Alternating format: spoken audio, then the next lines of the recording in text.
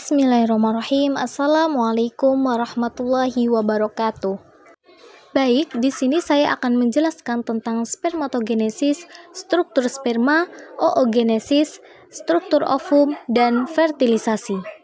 Yang pertama yaitu spermatogenesis.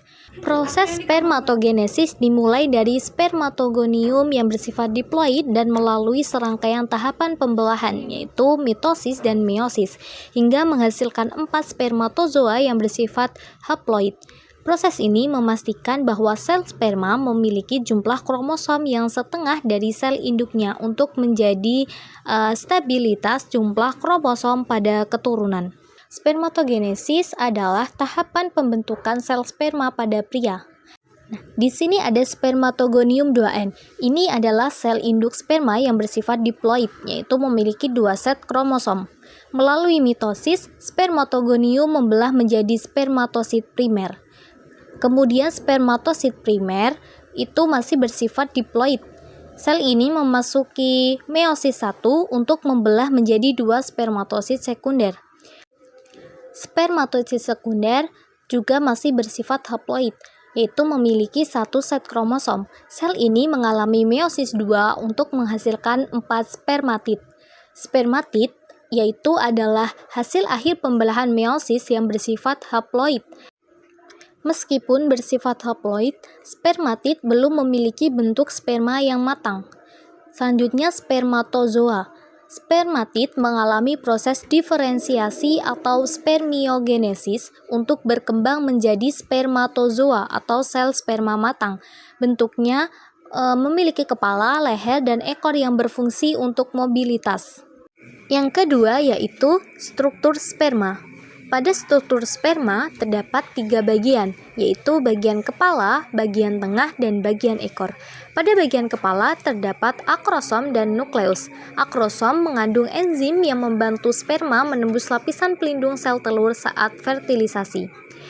Kemudian ada nukleus, itu berisi materi genetik DNA yang akan ditransfer ke sel telur.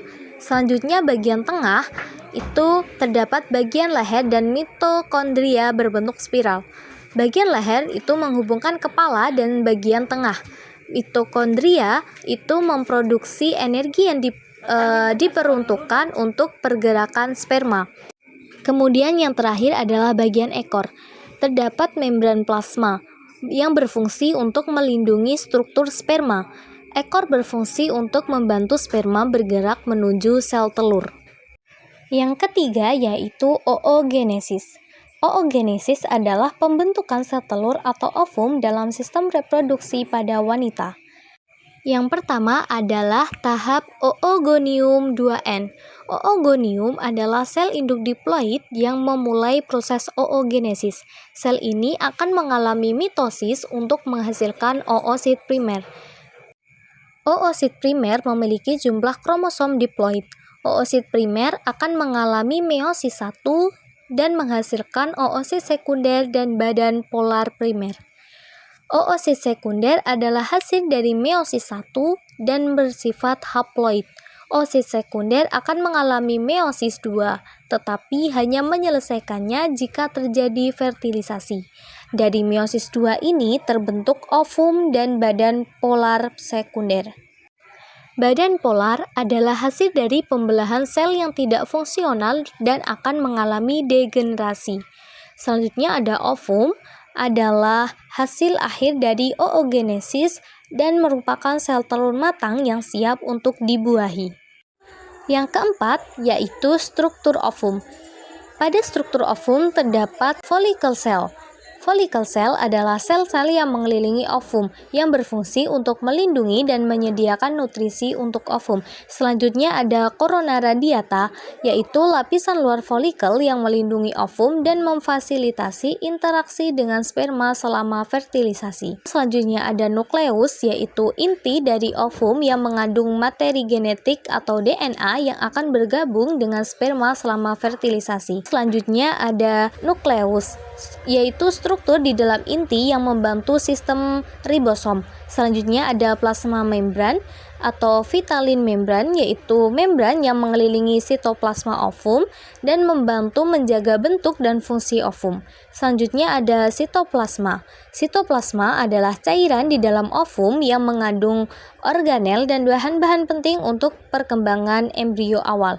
Selanjutnya ada zona pelusida, yaitu lapisan tebal dan transparan yang melindungi ovum dan mencegah penetrasi sperma lebih dari satu. Selanjutnya yang terakhir yaitu ada perivitelin space, yaitu ruang antara membran plasma ovum dan zona pelusida yang menjadi tempat reaksi pencegahan polispermi. Yang kelima yaitu proses fertilisasi. Pada proses fertilisasi di sini terdapat sel folikel. Sel-sel ini mengelilingi ovum untuk memberikan nutrisi dan perlindungan selama proses pematangan sel telur. Selanjutnya ada zona pelusida, yaitu lapisan pelindung glikoprotein yang mengelilingi ovum.